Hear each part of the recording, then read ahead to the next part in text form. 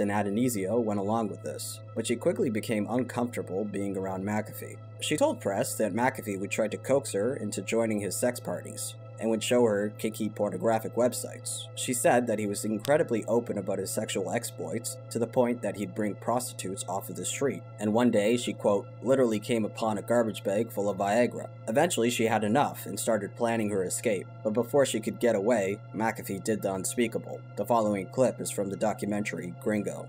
I only have sort of flashes of recollection. Trigger warning. Sexual assault, drugging, you know, all sorts of stuff. He was standing over me, naked. And I woke up the next morning, and I was sick. Once she told him that she wanted out, he lunged at her, causing her to seek cover behind a locked lab door. She then called a friend to escort her off of the property. The next day, she boarded a flight back home to Pennsylvania. Quote, Wait. As soon as I started questioning his motives, he turned on me and became a horrible, horrible person, controlling, manipulative, and dangerous. I'm thankful that I got out with my life. Mcaffe's response was, Allison is an unhappy person who is unhappy to the core. Whatever's on the table, she'll turn it this way, that way, and make something out of it, to be the cause of her unhappiness. Anyway, that's it for part 2. Join me for part 3. Why do his videos start like this? By the way, when I watch these people, like, I gotta stop fucking shitting on the content creator, because, like, I keep seeing all the like crime channels that I've been watching. I mean, I respect what they do, okay? But I keep seeing, like, the content creators that I've been watching follow me on Twitter and stuff, and I get scared because I'm like, fuck. What if I said something? What if I said something where I just, like, roasted them? You know what I mean? I love all of the content creators that make all of these videos. Otherwise, I would just literally talk about politics all day, and it would be kind of boring after a while. I do shit on everybody. Yeah. Okay. After the GSU raided John Mcaffe's Orange Walk compound, he decided to move back to his villa on Ambergris Key. Unlike his secluded compound, his beachfront property was situated in a residential community. Most of his neighbors were retired expats, so when Mccaffe returned with his guns, guards, dogs, and do you seriously admire this guy for sticking to his beliefs, even with his violence? Or is the admiration kind of a joke? You did it. You arrived at something that's a joke without me literally telling you that it's a joke. I'm proud of you. This is progress, okay? This is actually progress. That's very cool. I'm unironically proud of you.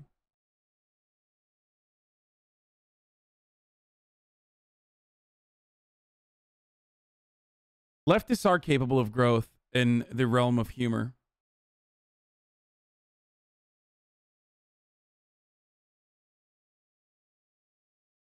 It's good. No, I'm not joking when I say I'm proud of you.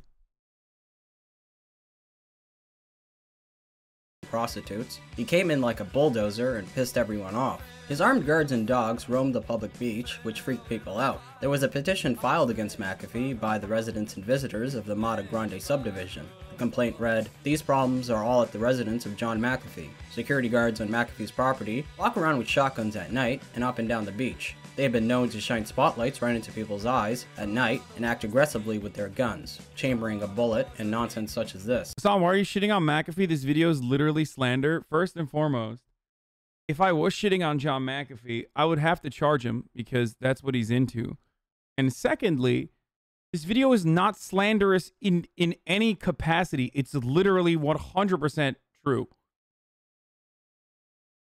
Like, I've yet to see, as a matter of fact, I think he skips a lot of the more horrible things that he's done, and just, like, talks about them briefly. So I would go so far as to say the video is, like, actually doing John McAfee's actually doing John McAfee, like, not only justice, but, like, maybe even doing right by him to a degree that he doesn't deserve. People are scared to walk down the beach at night as a result. The tourists are terrified. Vicious dogs on his property are running amok. These animals get loose and run as a pack. 3 residents have been bitten, and 3 tourists have been attacked. McAfee's most vocal critic was a man named Greg Fall. Greg Fall was a retired contractor and former Marine from Miami, Florida, who was living in his dream home. He purchased the property after it had been leveled by a hurricane and was left standing with only 2 walls and a floor. It took him 7 years to rebuild it, yet he persisted in order to ensure that he can spend his remaining years relaxing in sunny beliefs. Then McAfee showed up and started fucking everything up. There was a lounge on the beach that Greg liked to visit, but to get there, he had to pass McAfee's property. After many run-ins with the dogs and guards, Fall became fed up. When Fall confronted McAfee, McAfee pointed a shotgun at him and cycled it. Then he said, "Get off my property, or I'll shoot your ass." On November 8th, Fall filed a formal complaint to the mayor's office. When nothing came from that, Fall told people that he would deal with McAfee's dogs himself.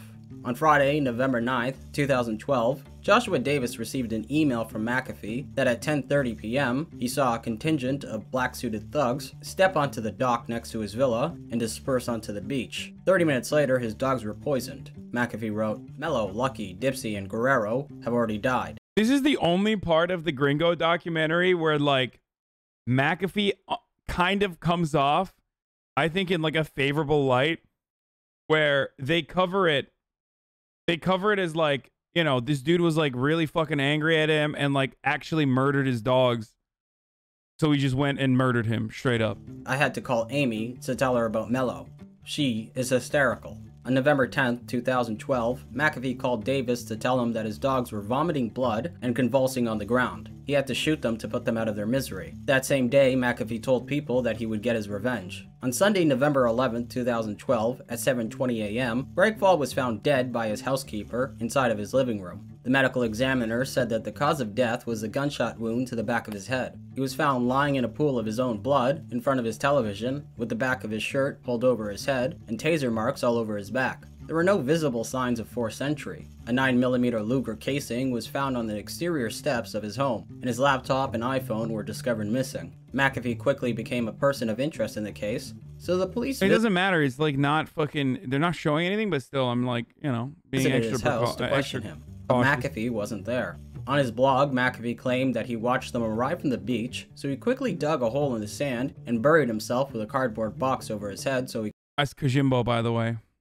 ...can breathe. He said he stayed like that for hours until the authorities left. He claimed at the time he had no idea that Greg Fall was dead, and that he didn't know until he returned home and was told by his groundskeeper. McAfee claimed that his initial reaction was shock. He thought that the GSU must have been trying to kill him, but mistook Greg Fall for him instead. He also said that he thought the GSU poisoned his dogs in order to attempt to get him to leave the country. Marco Vidal of the GSU denied his claim. Quote, "This guy amazes me every day. We don't have anything personal against Mr. McAfee. There is no need for us to poison his dogs." When asked if he killed Greg Fall because of the poisoned dogs, McAfee responded with, "The idea that my neighbors may have done it did in fact occur to me. One of them, and the first one was the doctor next door because he lives closest to me. Greg lives way down the beach, and I was even surprised he could even hear my dogs. But both of these, both Greg and the doctor, have dogs, love dogs. A dog owner, a dog lover, is not going to poison anybody's dog under any circumstances. Now, maybe they'd poison me, but not my dogs." Regardless of his proclaimed innocence, McAfee decided to go into hiding, even though he was only wanted for questioning, and there was no warrant for his arrest. In the documentary Gringo, the filmmakers suggested that Eddie "Mac-Ted" McCoy killed Greg Fall on McAfee's behalf. After speaking to McAfee's former caretaker, Cashin Chavarera, they learned that McAfee had Cashin deposit $5,000 into Eddie "Mac-Ted" McCoy's account on the morning after McAfee's dogs were poisoned. On the night of Greg Fall's murder, Cashin allegedly picked McCoy up near Fall's house and then drove him back to McAfee's place. Due to these circumstances, Cashin posited that McAfee had paid McCoy to kill Greg Fall. Then Nanette Bernstein, the documentary's director, questioned Mac-Ted, who denied everything, and said that he was at his sister's wedding that night. Nanette Bernstein said that although she wanted to check out his alibi, it felt way too dangerous. Later, Amy Emshwiller was detained in connection to the murder of Greg Fall and stated that one of McAfee's girlfriends lured Greg Fall into his house and did a striptease to distract him while Mac 10 approached from behind and shot him in the back of the head. In the documentary, they noted that police did not have DNA testing back in 2012, so although a fingernail was found in Greg Fall's scalp, they had no way to see if it matched Eddie McCoy's. However, Mac 10 told me that after the documentary aired, he was arrested. I was arrested for the murder, but like I said, I got acquitted. None of the evidence didn't match. How could the evidence match if there's no way to fucking process DNA, dude?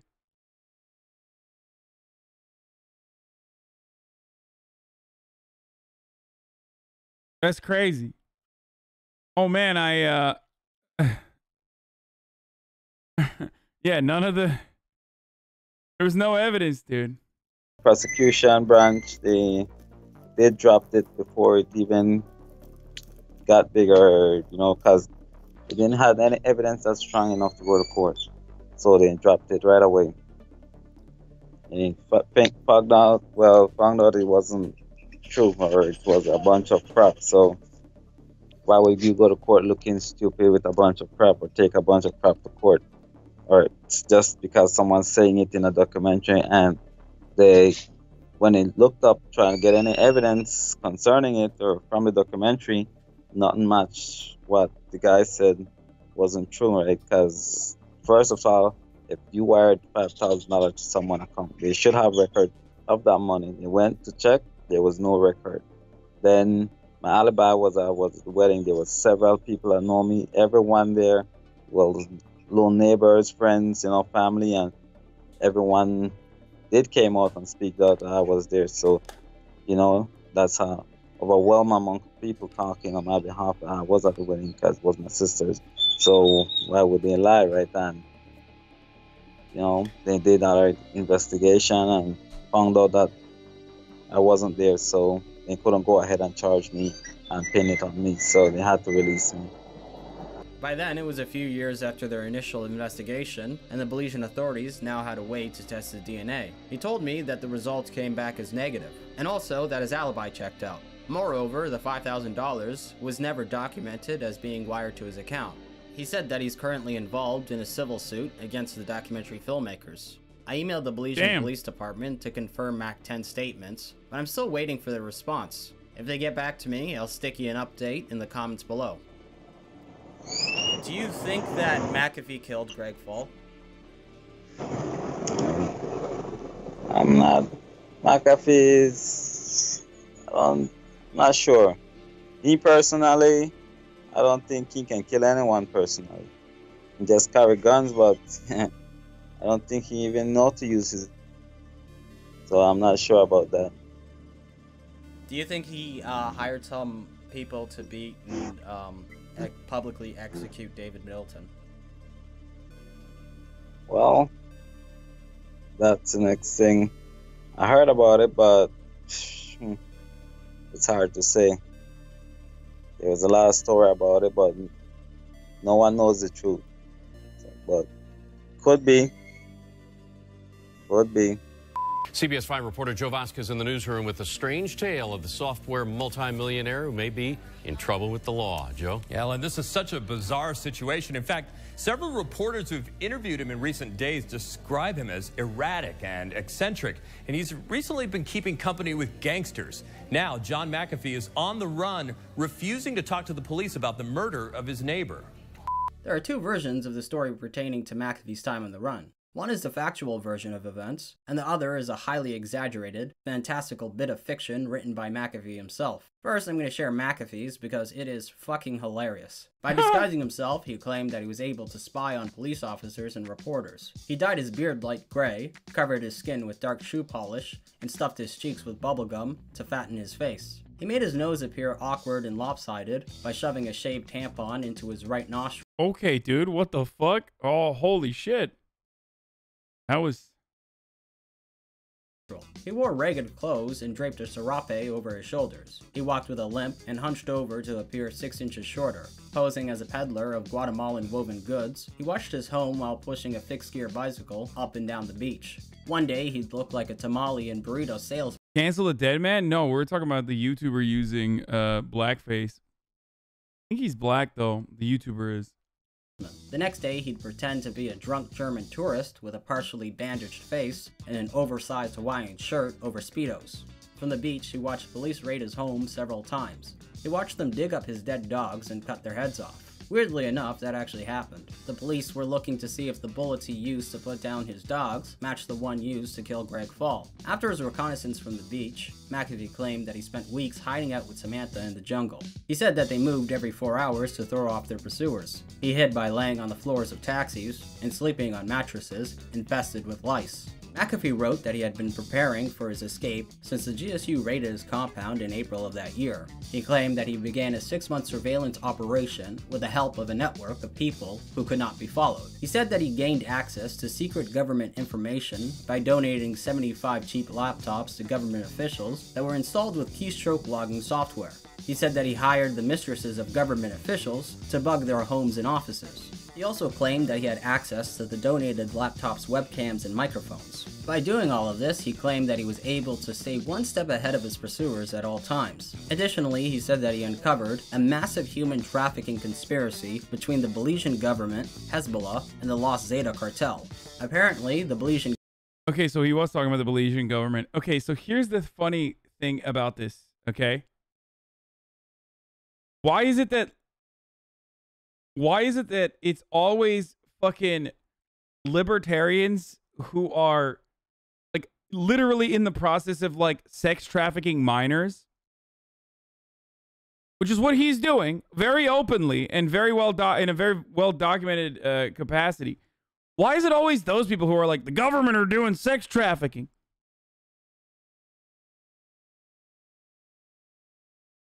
It's so strange, dude.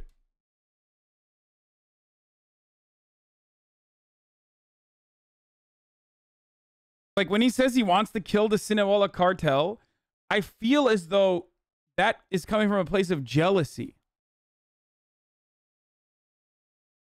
You know what I mean? Like, he's just jealous that, like, the Sinaloa cartel has been significantly more effective as, like, a business entity than he ever could have imagined. Whether it be making drugs or doing a bunch of crimes, or even taking over an entire region and controlling it, like as a form of government. Like, he tried to do it in fucking Belize and failed, basically. So he was just like upset that's why when they asked him, hey, who would you kill if you had the opportunity? He's like, the Sinaloa cartel. It's because he was jealous. Government was issuing passports to Hezbollah terrorists in order to infiltrate the United States, with individuals having links to terrorist organizations. While, quote, Hezbollah is using the Zeta drug transportation network to transport something similar in weight and size to the drugs that the Zetas know so well how to slip into the States. In return, Hezbollah is providing know-how to the Zetas in advanced weaponry. I'm not making any of this up. By late November of 2012, he was off to Guatemala with 2 Vice magazine journalists, Amy Emschwiller, Samantha, a guy named Keith, and his driver, Tom Mangard. Mccaffe wrote that he used subterfuge to thwart the Belizean government's effort to capture him. He said that he had advanced teams driving ahead of him and reporting activity at checkpoints. He claimed that one of the advanced team drivers was a man who legally changed his name to John Mccaffe 30 years prior and had been acting as his double ever since. His other plan to pass checkpoints involved the rain. Brilliant. Mccaffe had a hunch that the Belizean authorities never did anything whatsoever while it was raining. He wrote that because of the rain, they passed all checkpoints without being stopped. He also posted a photo of an officer leaning on the hood of a car with others huddled inside. I can't comment on the veracity of the Belizean authorities' supposed allergy to rain, but there is one thing that I can confirm that Mccaffe actually did do. While driving towards the southern border, he did trick the press into believing that he was arrested in Mexico, and there's footage of him doing this. He was arrested with a fake ID, and so you cannot give them the name of that ID. He got arrested with a fake ID, so they don't know that it's him that they have. Okay, so that was something, right? Needless to say, it's mostly bullshit. So now it's time to go over the real story. After Greg Fall was found dead, Mccaffe did go into hiding, but definitely not in the dense jungles of Belize. Instead, he sat cozy in a motel for the next 3 weeks, rather than keeping a... Damn, dude. just absolute madness that he was able to evade the authorities by driving around and staying at a hotel. Remarkable, really. Low profile, McAfee did everything in his power to acquire as much attention as possible. And to see how McAfee, who is, well, listen, let's go back to 2012. He's a hardcore drug addict at this point. He's just effed up out of his mind. And he's on the run. He's like, you know, holed up in some cheap motel on the outskirts of Belize City. And most people would be absolutely losing their marbles. And here's a guy who's like, okay, Tom, go get me a whole bunch of burner phones. I'm going to start calling international journalists and turning this into a sensation, which he did. Yeah, his escape, when he wasn't even, I mean, think about it. There wasn't even an arrest warrant out for him. And he's like, I'm on the lam, and he's spinning this whole narrative about this, which is ridiculous. But how many journalists have any knowledge of like how Belize, where even Belize is, let alone how the government works? And this idea that like Belize is like this super efficient police state with like SWAT teams poised on the top of every coconut tree. I mean, the whole thing was just so ludicrous. But you know, it was such an education in how to hack the media. He was on the phone nonstop with Joshua Davis, who live tweeted every development. Then he made a blog and a Twitter. On November 17th, he wrote a total of 5 essay-length entries onto his blog. The first one was an introduction, but instead of writing about his time on the run, he chose to accuse Jeff Wise of cheating on his wife with a young woman who was part of McAfee's inner circle back when Wise was covering McAfee's aerotrekking days. Oh, yeah. I think he might have done that more than once. He did that while he was on the run. He did something like, oh, yeah, that's what you're talking about. Yeah, I don't know why. I mean, I know why he attacked me in the first place. I mean, that was pretty, understandable. Why he retracted it, I don't know. I mean, he certainly isn't worried about liability or anything. I mean, I should say it's not true, but I don't know. That was a weird thing. 9 days later, McAfee posted a submission with a headline reading, "An apology to Jeff Wise," which was followed up by, "I have erroneously accused Jeff Wise of improper behavior on a reporting trip that he did to my flying ranch in New Mexico. His online presence confused those following." Wait. I gotta read the rest of it. What is he saying? Ranch in New Mexico. Shit.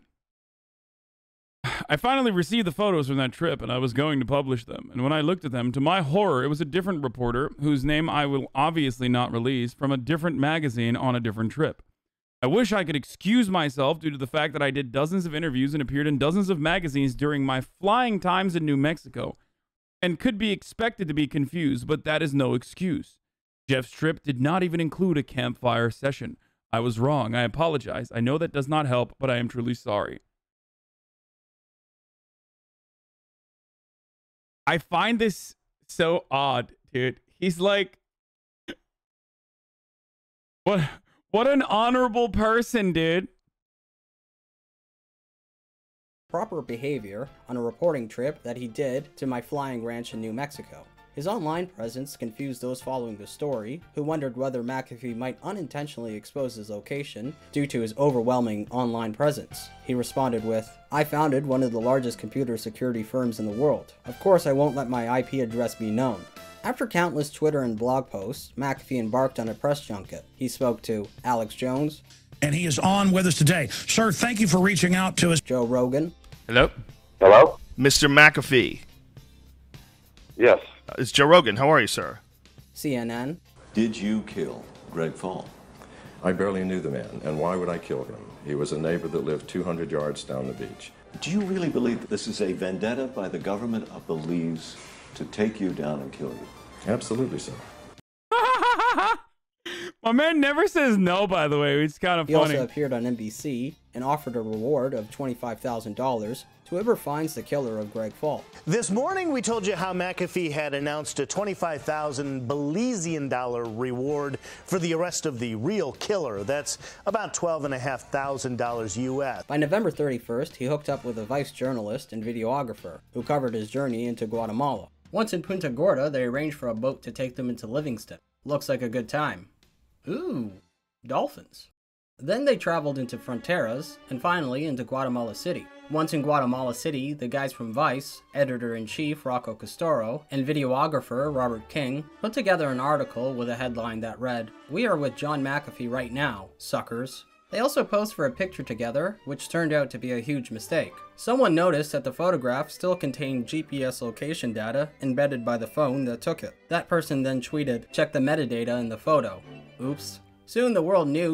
Dude, that's so funny, dude. Hey, you want to know the inherent irony? The weakest point of any fucking cybersecurity system is humans. That is the most exploitable point. And there you go. John McAfee should have fucking known that inviting other humans into your fucking house and like running from the goddamn law while doing that was a mistake. Especially if you're going to post photos from that experience without deleting the fucking exfil or whatever the fuck it's called, the metadata.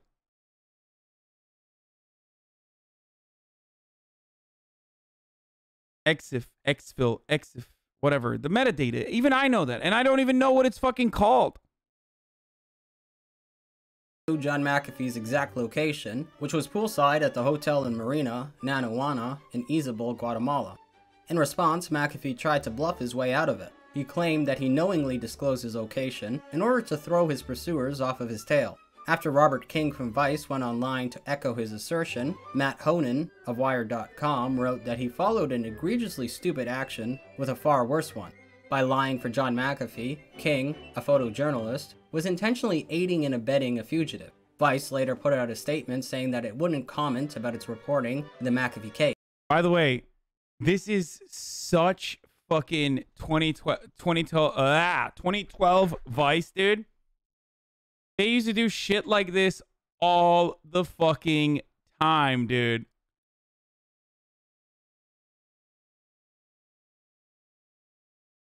Great. Back when Vice was kind of cool, even though they were like... Then they got acquired by Murdoch. Or Murdoch bought a piece of them, and then all hell broke loose since then. They've just been dog shit. After having even back then, they were annoying. His location exposed, McAfee relocated to another hotel. There he met with Samantha's uncle.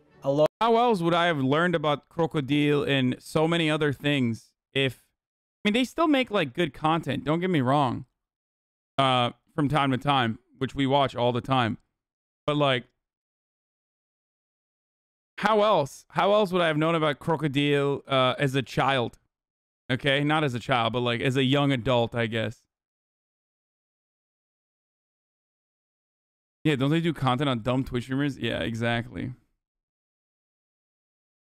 North Korea. They did so many cool videos. They were terrible. Lawyer and the former Attorney General of Guatemala, Telesforo Guerrera, who he hired. The cannibal warlords in Liberia. While enjoying a delicious-looking breakfast, McAfee had some kind words to say about Samantha. She is a remarkable young woman. Or not the cannibal warlords in Liberia. Where were the cannibal warlords in?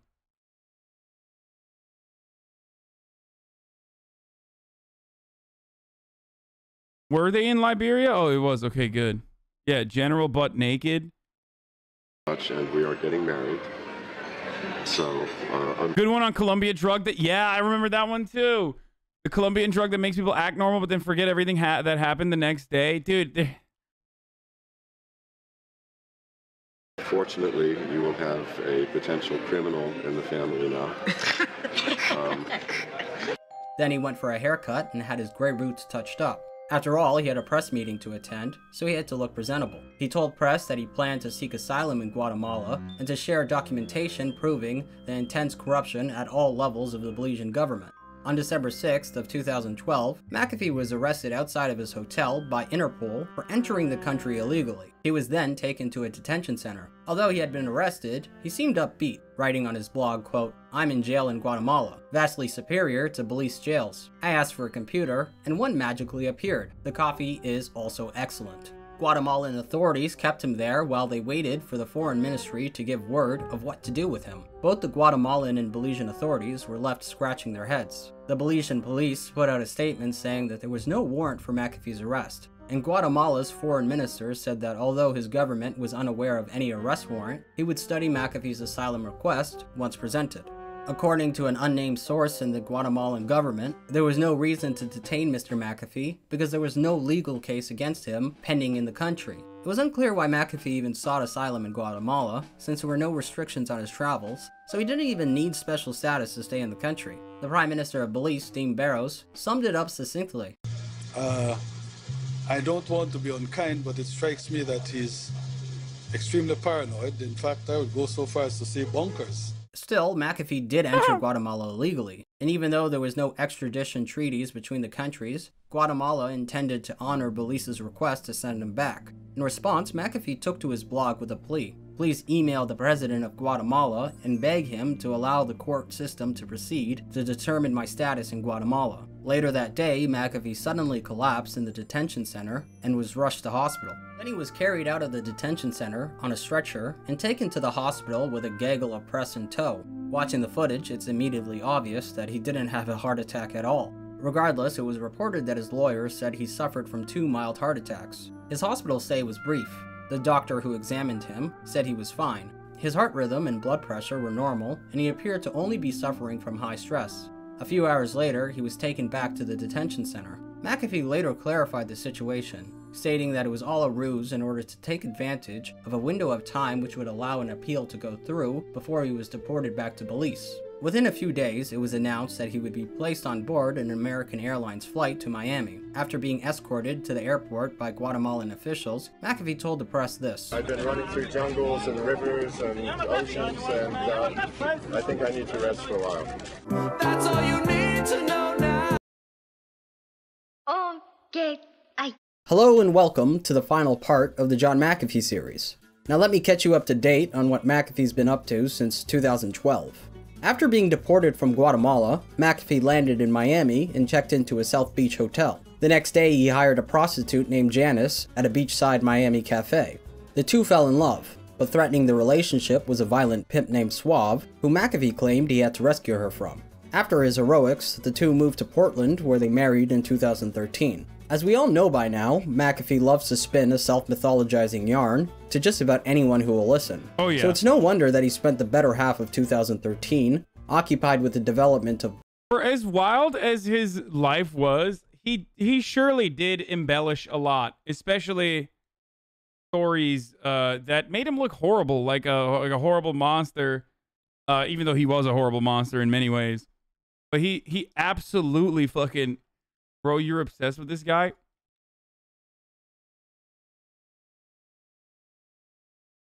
I have no response to this, dude. Like, no, he wasn't. Why? Did you guys forget that he literally fucking held a woman against her will and drugged her?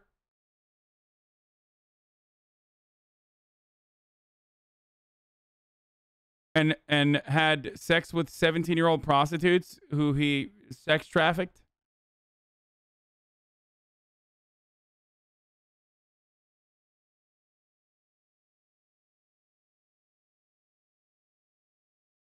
Hired a hitman to murder his neighbor?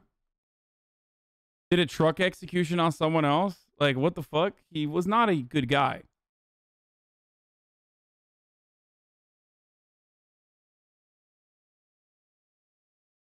Books, movies, graphic novels, and documentaries being made about his highly colored life. This is Clark's treatment. So this is the tagline, James Bond meets Scarface. With a little Indiana Jones. Right. So it's all three, kind of. In May of 2013, he told USA Today that he had spent the previous months eluding assassins sent from Belize and being shot at. He said he was constantly on the move, from town to town and hotel to hotel. As a warning to his supposed pursuers, he announced that he's always armed and has won numerous shooting contests. Further adding to his paranoia, a bushfire burnt down his compound in Belize 4 days after he spoke to USA Today. When asked about it, Mccaffe said, "I believe that there are a select few with great power in Belize that will go to great lengths to harm me. This fire was not just a strange coincidence." It was around this time that Mccaffe began to embrace his public persona as an eccentric and self-destructive millionaire. Prior to that, he presented himself as a strict teetotaler, one who took out newspaper ads to expose drug houses in his neighborhood. As Mac 10 told me, he banned the use of any substance on his property. No one couldn't take alcohol or no one couldn't drink. It was an alcohol-free zone, and so it was a drug-free zone. You know, so not sure where that came from, but I didn't see him drinking, and no way on his compound had alcohol. But somehow, within a few years, he went from this. By the way, I stopped using all drugs, selling drugs, or accessing drugs a little over 30 years ago, so this is not a recent part of my history. To this. Would you mind if I shoot up heroin on camera? I would advise you against that. Okay, dude. I'm not shooting it up. I'm just getting ready for it. I will see you guys later, okay? I gotta start on soon. Right? It was great talking to you, man. You take care. Bye-bye. With his brash and irreverent video titled, "How to Uninstall Mccaffe." Was this TOS? I remember wanting to watch this, but I was like worried.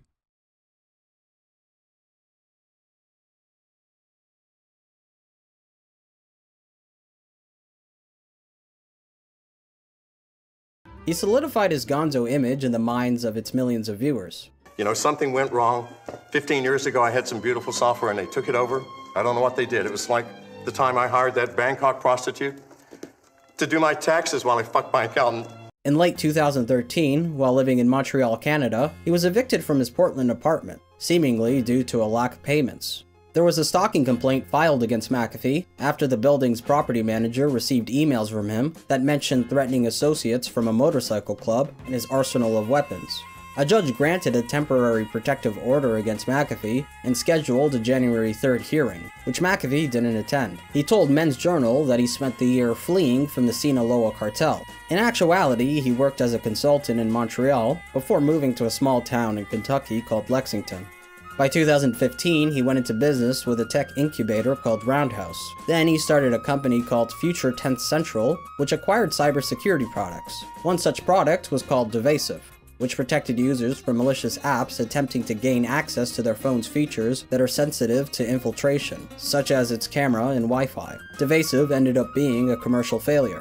He became the chairman and CEO of MGT Capital Investments. His music is murdering my brain. After meeting its former head, Robert Ladd, who asked him to come on board. At the time, MGT was ostensibly focused on acquiring, developing, and monetizing intellectual property assets. But in reality, it functioned as a penny stock pump and dump that would go on to be investigated by the SEC and face a class action lawsuit.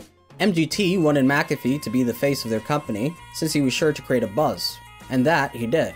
MGT became the second most traded stock in the United States within a week, and saw a 1,000% stock jump after Mccaffe was named CEO. But the effects were temporary. There was the matter of some infighting between Mccaffe and investor Barry Honig, but that's not the reason that MGT sunk into obscurity. The reason was because it was all a scam. Quote, MGT has been run like nothing but a pump and dump since May. MGT hired John Mccaffe to pump the stock price, which he did very well on Twitter. MGT hired paid promoters like StockBeast.com to pump the stock price. MGT used misleading forward-looking statements and forward-looking promises in all of their press releases to help pump the stock price. MGT was all about promotion and nothing about current business operations. Soon, MGT was removed from the New York Stock Exchange. And in 2018, MGT was hit with a class action lawsuit over... Yeah, this guy, would it surprise all of you that, you know, he was a big crypto buff as well? I mean, you know this already, but...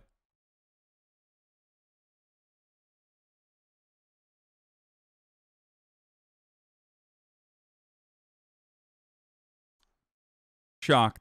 For allegations that its former CEO participated in a pump and dump scheme to manipulate the price of company shares.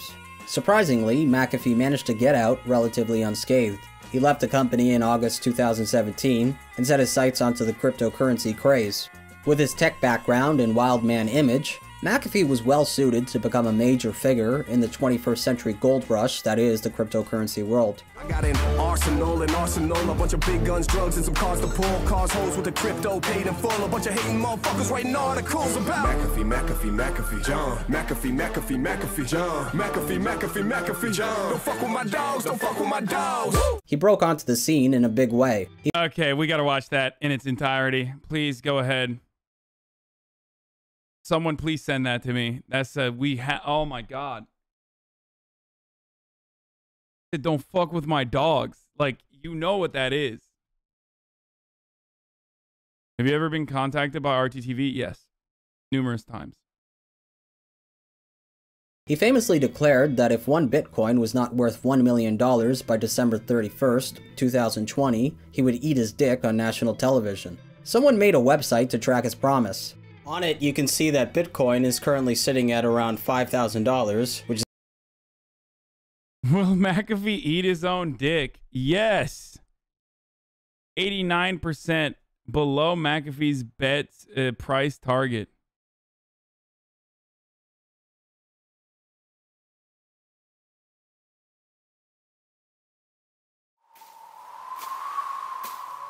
The coin bros, dude.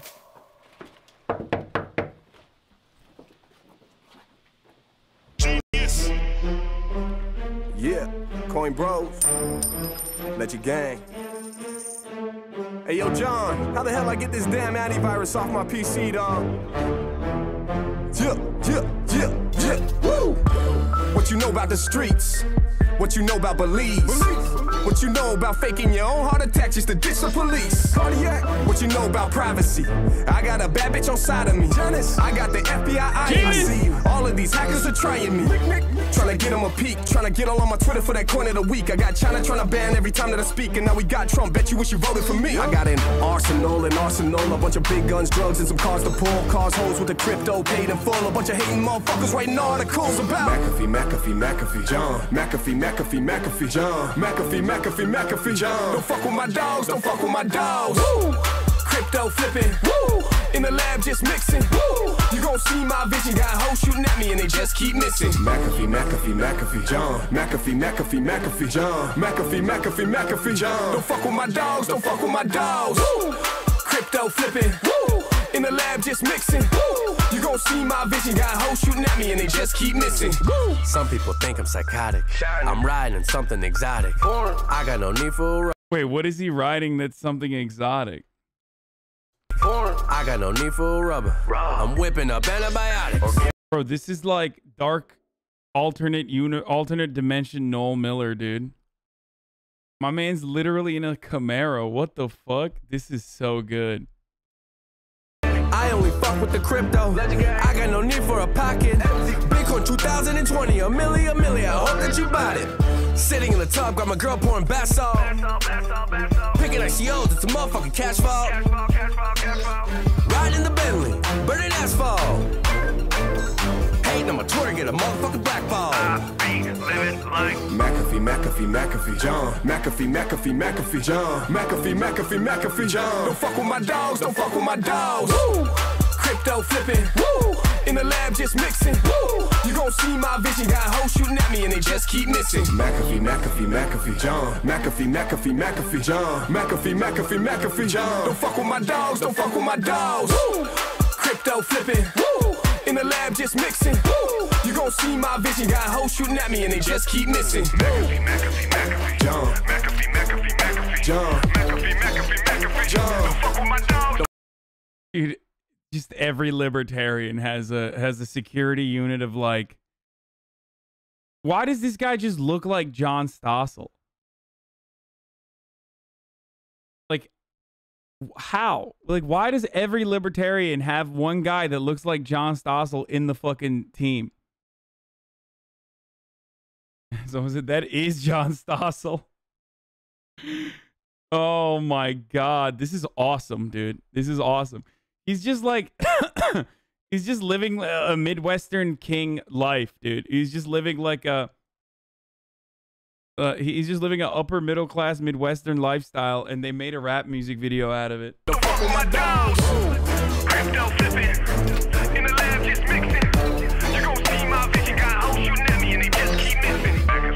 They're not in Belize. This is in Lexington, Kentucky, boys. That's not. McAfee. Don't fuck with my dogs. Don't fuck with my dogs.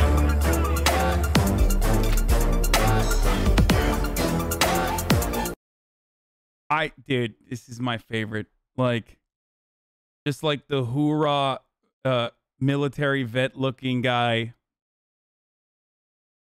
And this tactical kitted out pistol, dude.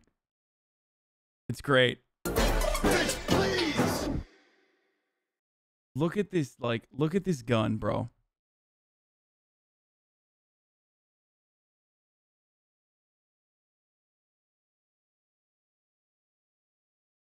This is the lamest excuse for a drug lord mansion. It just looks like a rich grandma house, because it is.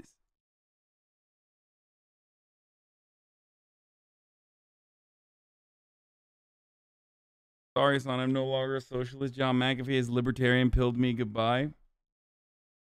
Nipples protruding, very disrespectful. Okay, let's keep going. This is 89.22% below his prediction. With 643 days remaining, it's unlikely that his prophecy will come true. It's also unlikely that he'd ever make good on his promise. Something similar happened when McAfee announced that he'd give $250,000 to anyone who could hack his unhackable Bitcoin wallet called BitFi.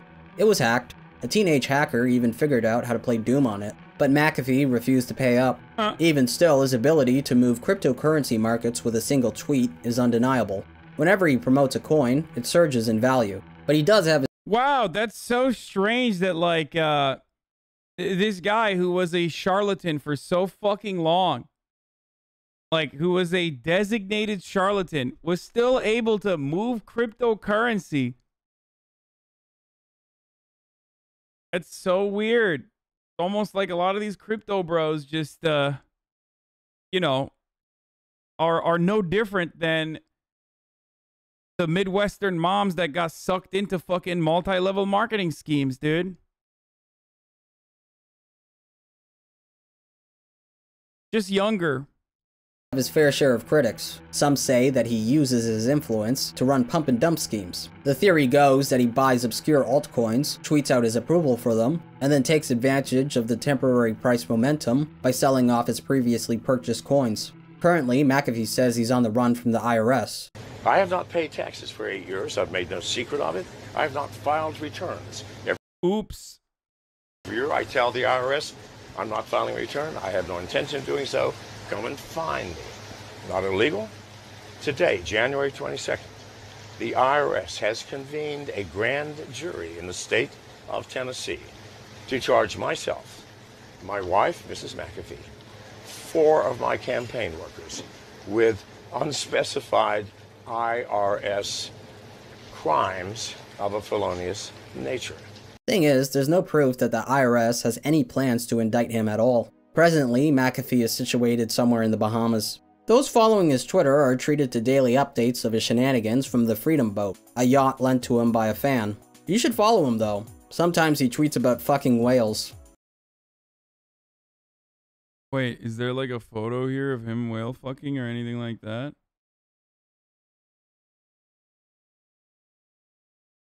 He's also running his 2020 campaign from the aforementioned yacht.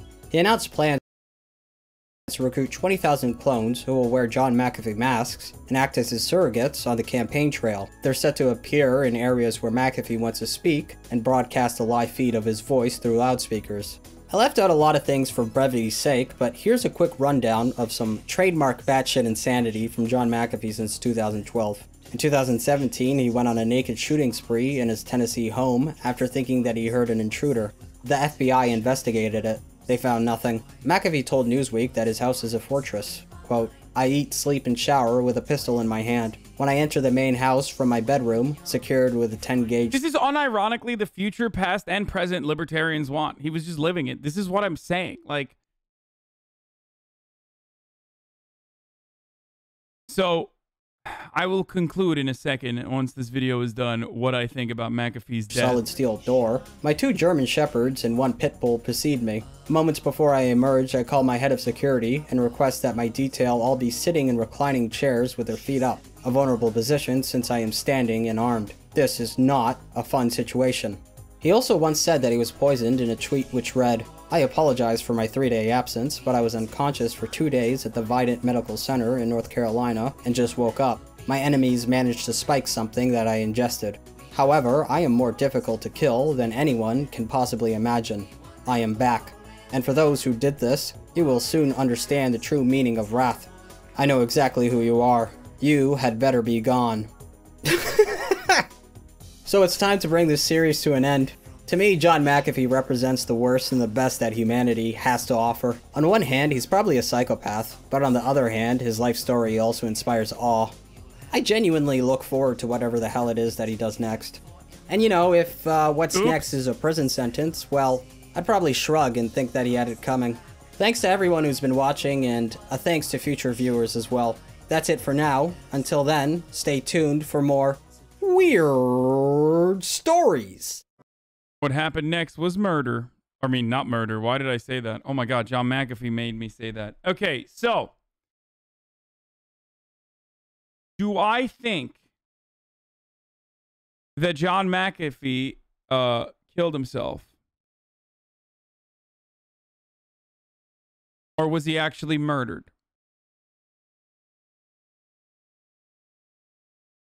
Because he did get a tattoo of himself promoting an altcoin called Whacked in honor of the government pursuing him.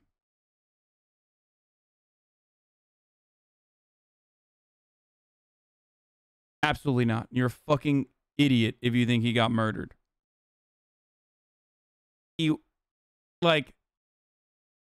This was a great refresher on the trials and just the life of John McAfee. That one, here's a guy who greatly exaggerated his impact and is a fascinating character to watch for how interesting he was naturally.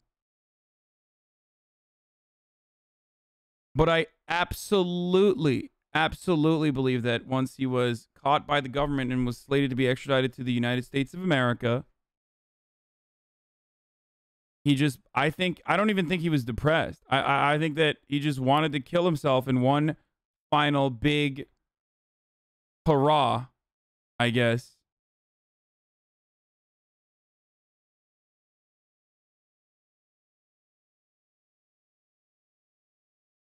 To basically just say like, oh yeah, no, I got murdered.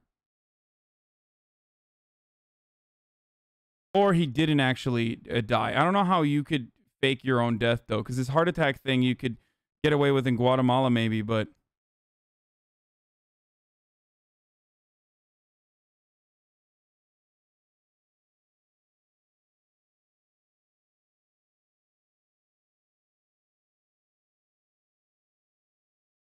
to be fair, after Epstein, it's really hard to think he killed himself. No, it's not, dude.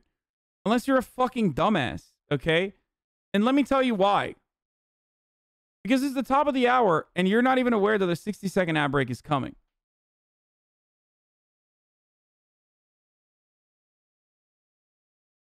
But worry not, because you can avoid those ads by subscribing.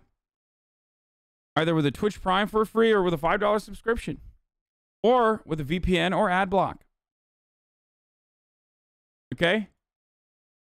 But the ad break comes for all. That was a great transition again. Fuck, I'm so good at these segues. Anyway, look.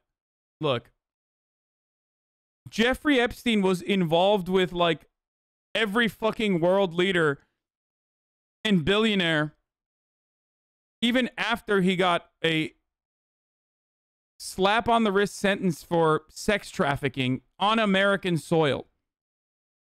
Okay? The guy who gave him that sweetheart deal then went on to work in the Trump administration. If you think that Jeffrey Epstein was not or did not have like incredibly compromising information on top level U.S. officials, members of the fucking royal family, and like the likelihood that he could have been fucking murdered, especially considering the incredibly suspicious circumstances of his death, you're ridiculous. If you think that McAfee had anything, like John McAfee had anything remotely close to what Jeffrey Epstein had, as far as like literal personal information, you are out of your fucking mind, dude. John McAfee was a delusional libertarian degenerate who loved to troll and loved the memes, and he's a fascinating character to watch. But if you think that he was like in any way a serious person in the same way that Jeffrey Epstein was, you are out of your fucking mind. You've been lost in the goddamn sauce. Okay? You've been lost in the fucking sauce, and you think like anytime someone dies in prison, you're like, oh, that's a murder. Like, there has to be a reason.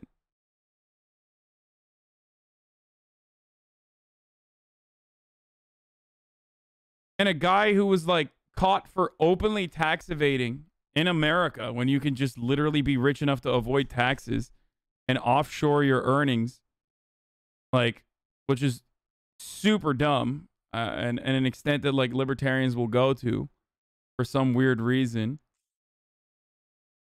Like if you think that happened, if you think that was like, why would they fucking murder? Who would murder John McAfee and for what reason? Like, you're delusional and probably a crypto bro. Let's be real. It's not hard to believe that he had access to a lot of incriminating information given his skills and connections in the InfoSec community. No, you're trying to do that so you can spin a narrative in your head that sounds cooler than like he just killed himself for fucking one last big troll.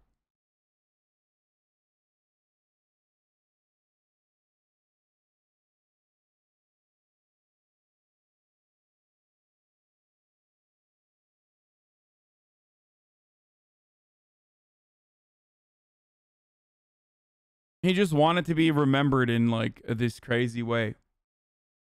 Instead of going away and rotting for the rest of his life in prison, because he was going to probably go to jail for 30 years. And he definitely would have died in prison at that point. If he didn't die, he would have been out in 30. He's already like 70 years old or however the fuck old he is. Like he was like, this is a much more poetic way to go out.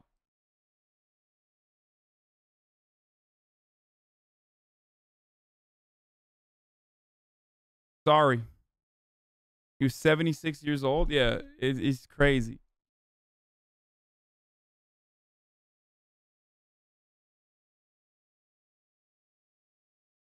You just want to think he got whacked. And if we're, entertaining fun conspiracies, that's one thing. If we're just like memeing, that's one thing. But if you genuinely think he was fucking whacked, you're delusional. I'm sorry. Okay?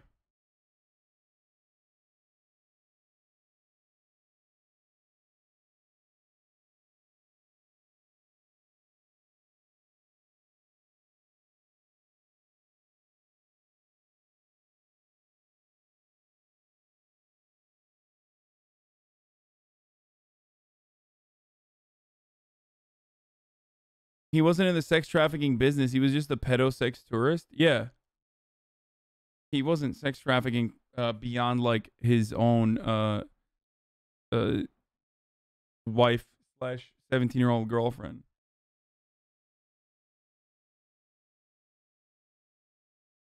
Anyway, the Belizean government finally got to him. Yeah.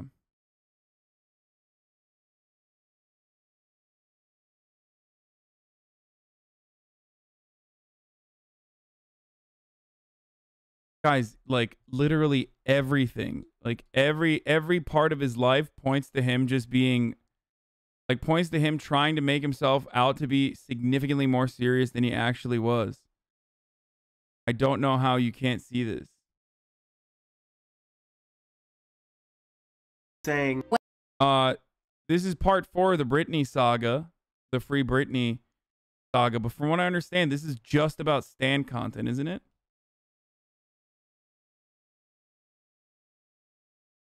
McAfee's last interview talks about who's trying to kill him. Tinfoil Hat podcast. Okay, dude. First of all, I'm not going to listen to Tinfoil Hat podcast. And secondly, yeah, he was fucking delusional. He thought everyone was out to get him. Did you not see how many times he like made it seem as though people were like trying to murder him? How many Latin American government officials do you want to hear from that is like, we don't have anything on this guy. I don't know why he thinks like we're, you know, I don't know why he's like evading authorities.